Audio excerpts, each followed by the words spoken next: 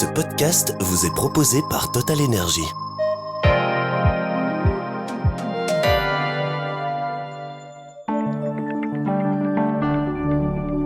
Bienvenue dans votre Trends des marchés, je m'appelle Fanny Rocher et avec notre expert Olivier Kohlsoul, nous revenons sur la super performance allemande au niveau croissance face au marasme français suite à la sortie des indicateurs PMI. On fait le point à présent sur le trends des marchés. Les bourses européennes ont globalement terminé en hausse après des indicateurs d'activité contrastés pour la zone euro en septembre.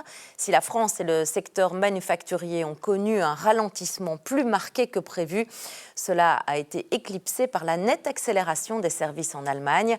On en parle plus en détail dans un instant avec notre expert. Sur Euronext Bruxelles, Umicore a clôturé la séance en tête du BEL 20. Hors indice, CMB Tech a nettement rebondi dans des volumes d'échanges fournis en fin de journée.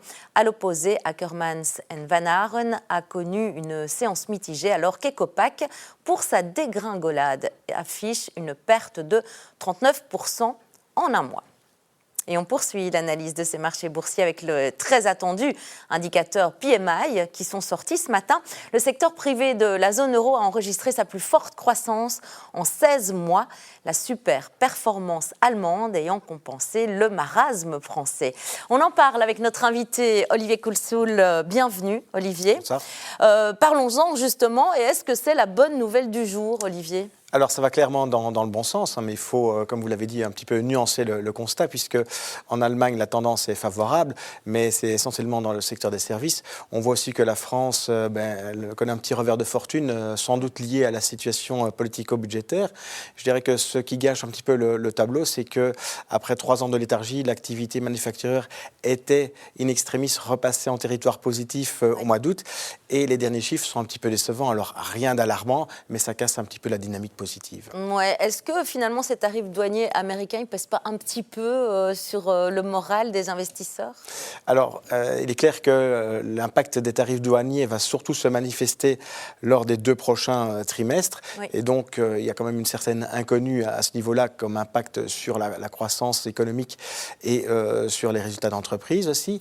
Maintenant, on a connu un accord commercial qui a été conclu cet été entre l'Union européenne et les États-Unis. Et donc ça, c'est quand même censé enlever un petit peu d'incertitude. Et puis au-delà de ça, ce qu'on attend surtout, c'est les plans de relance budgétaire allemands et de dépenses militaires en Europe qui devraient aussi tout doucement se manifester dans les chiffres macroéconomiques, y compris aussi dans les indicateurs avancés. C'est ça. Alors Olivier, on sait que les PMI ils sont importants pour la conjoncture économique bien sûr, mais en quoi est-ce qu'ils sont utiles pour les investisseurs ?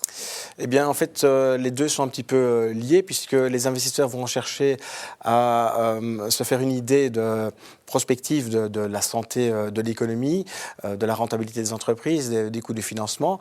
Et donc, il n'est pas non plus complètement anormal que ça soit un petit peu lié au PMI qui mesure le sentiment des entreprises. Inversement, quand les PMI restent bien orientés, il n'y a pas non plus lieu de craindre un retournement du marché des actions.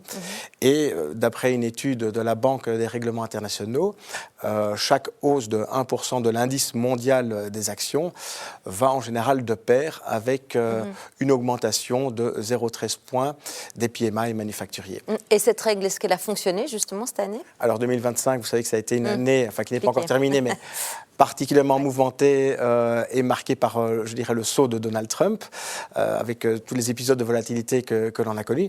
Cela étant, donc l'indice manufacturier mondial a progressé malgré tout de 1,3 points. Donc ça devrait logiquement correspondre à une hausse de l'indice mondial des actions de 10%. Il se fait que cet indice a progressé même plus de 16%, donc tant mieux, je dirais. En Europe, le constat est un petit peu inverse, puisque là, on avait une très belle remontée de l'indicateur manufacturier, mais la hausse a été un petit peu plus modérée. En Europe, elle a surtout eu lieu en mars, lors des annonces budgétaires, et puis par la suite, il y a eu un peu de volatilité, mais ça, c'est relativement resté stable. Mais est-ce que c'est peut-être parce qu'il y a encore certains risques ? Alors d'abord, je dirais que l'analyse ou l'étude de la BRI, c'est pas une règle absolue, c'est plutôt une valeur indicative. Alors c'est sûr qu'il y a encore des nuages à l'horizon, notamment la situation française qui reste un petit peu préoccupante au niveau politico-budgétaire, et puis l'Allemagne, malgré tout, qui reste un petit peu à la traîne au niveau économique. Mais bon, normalement, il y a des promesses d'amélioration pour les années à venir. Et puis, au-delà de ça, il y a quand même aussi d'autres facteurs positifs. Oui, c'est ça. Et ce seraient lesquels, alors ?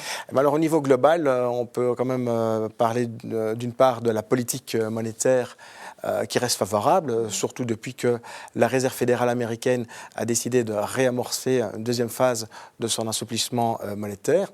Dans la foulée, on observe aussi que la masse monétaire, donc, c'est-à-dire la quantité de monnaie en circulation dans l'économie, progresse dans les grandes régions. Et ça, c'est plutôt positif pour l'activité.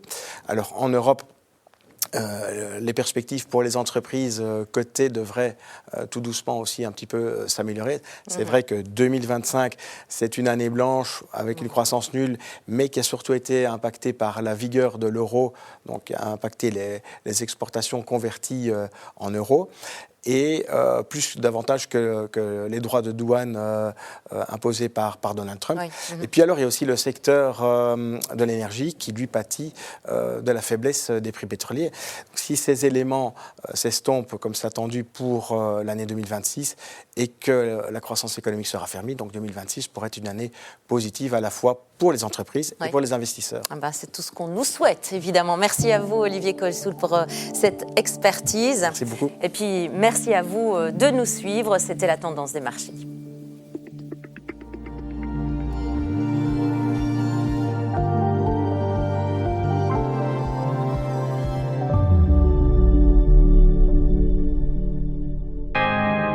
Merci d'avoir écouté ce podcast proposé par Total Energy.